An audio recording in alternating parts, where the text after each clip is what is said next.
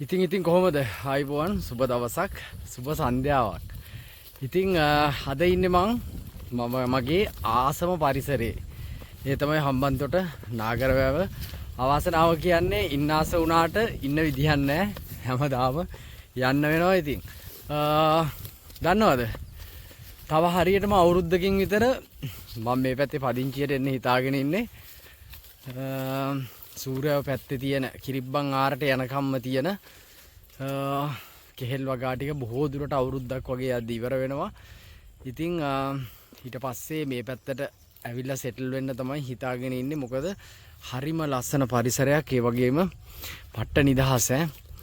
වගාවක් කොටාගෙන දඩයමක් කරගෙන ජීවත් වෙන්න පුළුවන්. දඩයමක් නම් කිව්වේ විහිළුවට. ඉතින් දැන් ඉන්නේ මගේ ඉඩමේ. හැමදාම හවසට වැට චෙක් කරන්න ඕන. බොස් නෑ මේ වෙනකොට. බොස් මාතර ගිහිල්ලා ඉන්නේ. ඉතින් මේ දවස්වල අපි වගා කරගෙන කියාගෙන ඉන්නවා. ඉතින් අපේ ඉඩමේ බලන්නකො ලස්සන. එහා පැත්තේ වැවක් තියෙනවා. පේනවනේ. වතුර ටැංකිය හම්බන්තොට. ඊට පස්සේ හොස්පිටල් එක පේනවා මෙතනින්.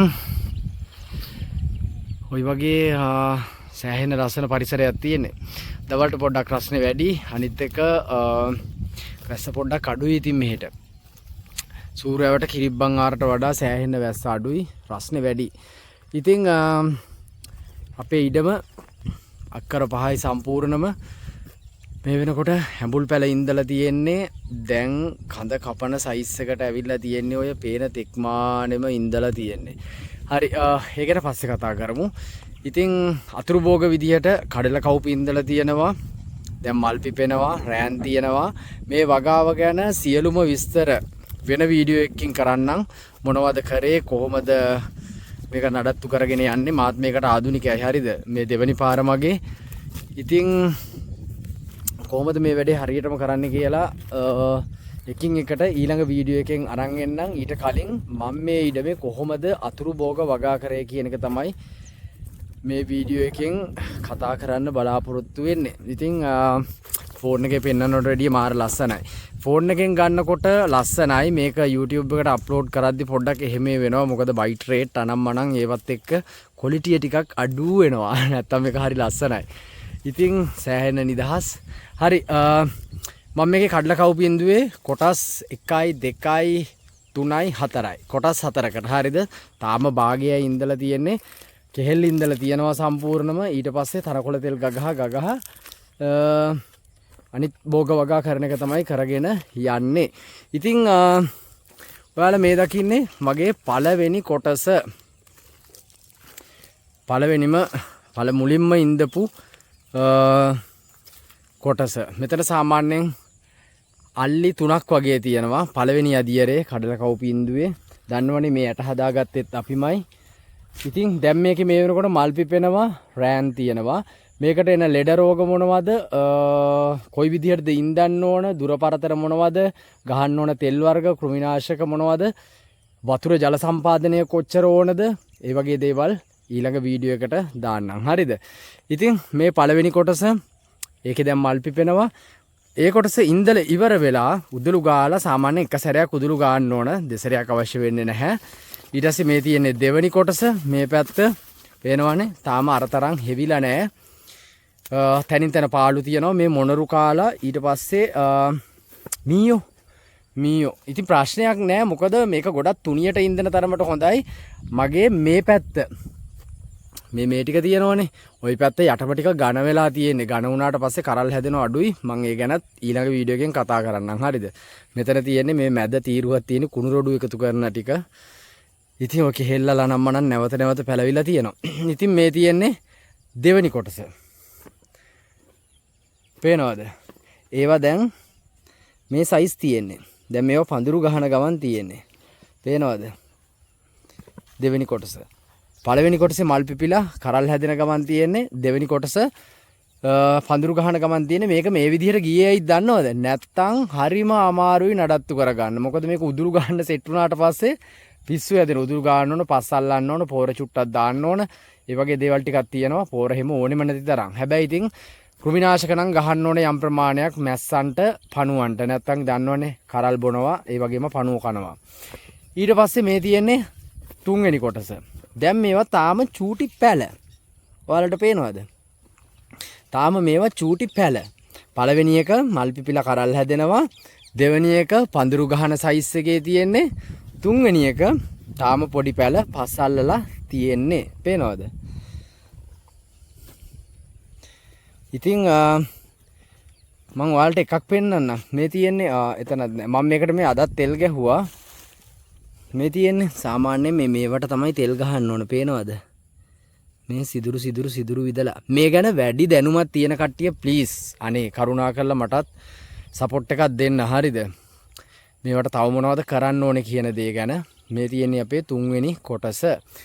ඊට පස්සේ හතරවෙනි කොටසට යන් එකක් නෙවෙයි මේකේ සෑහෙන්න වගා කරලා තියෙනවා. ඒ කරන හැම දෙයක්ම හොඳට උෂ්ණත්වයට ඔරොත්තු දෙන, වතුර අඩුවෙන් ඕන, ලෙඩ රෝග අඩු, කෘමිනාශක අනම්මනම් පෝර ගොඩක් අඩුවෙන් භාවිතා වෙන භෝග වගා තමයි මම මෙහි කරන්නේ. මේ තියෙන්නේ හතරවෙනි කොටස. පේන්නේ නැහැ ලාවට තනකොළේ තියෙන නිසා. මේ පේනවද? ඒවා තාම පොඩි පැල. හතරවෙනි කොටස.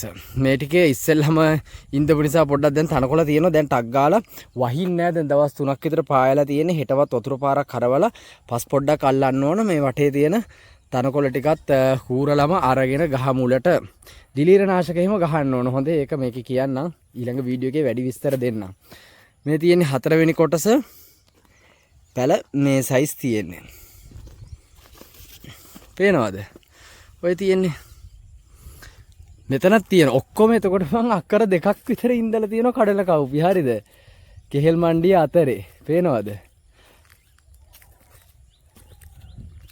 ඇත්තටම මේ පැත්ත හරි ලස්සනයි යන්නේ.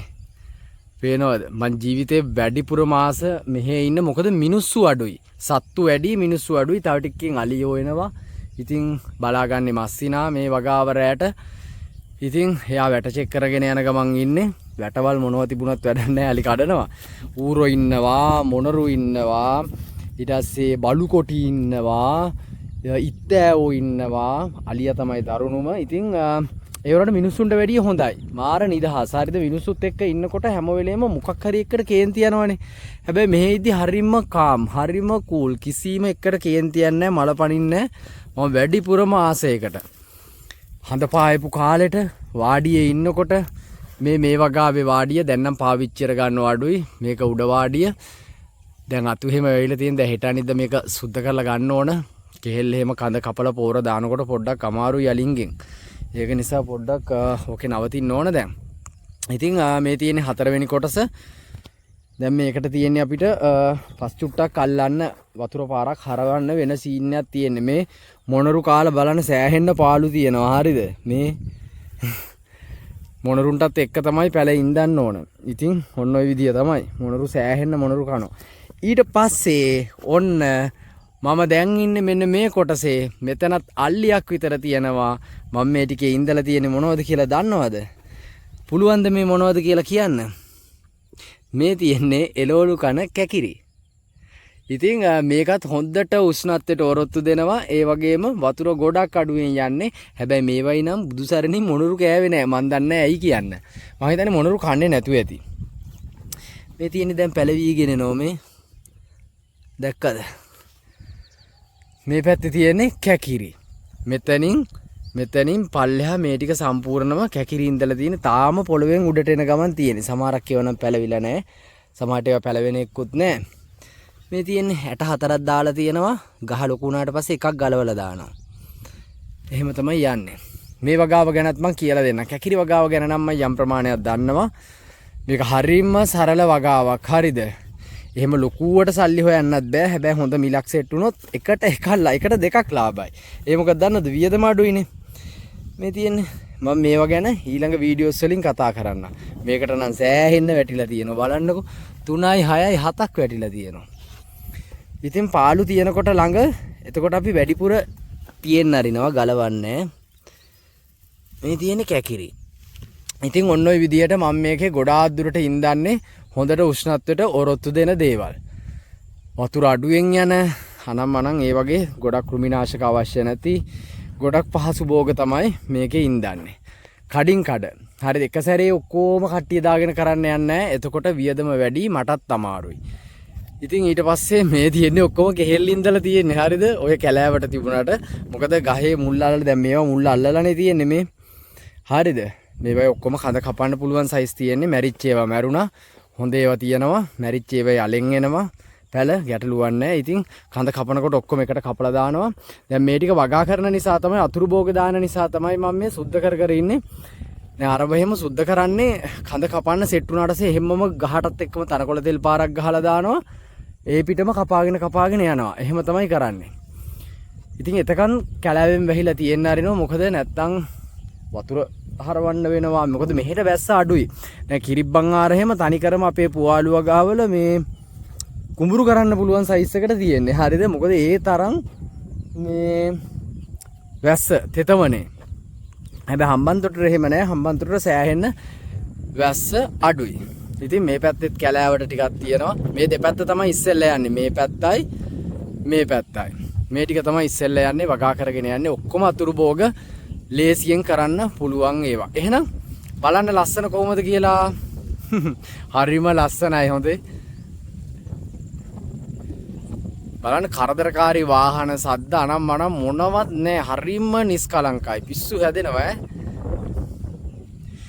එහෙනම් ගිහිල්ලෙන්නම්. වගා ගැන කරන විදිය, කරපු කරේ මොනවද, ඊට පස්සේ මොනවද ඉස්සරහට කරන්න ඕන, මොනවද එන ලෙඩ රෝග, කොයි විදියට දේව පාලනය කරගන්නේ, අපි මොන වගේ අත්දැකීම්ද ලබා ගත්තේ, මෙන්න මේ දේවල් අනිවාර්යයෙන්ම ඊළඟ වීඩියෝ එකෙන් කතා කරන්නම්. එහෙනම් ගිහිල්ලෙන්නම්. හැමෝටම ජය වේවා. හැමෝටම බුදු සරණයි. හැමෝම සතුටින් ඉන්න. මොනවා හරි කරන්න.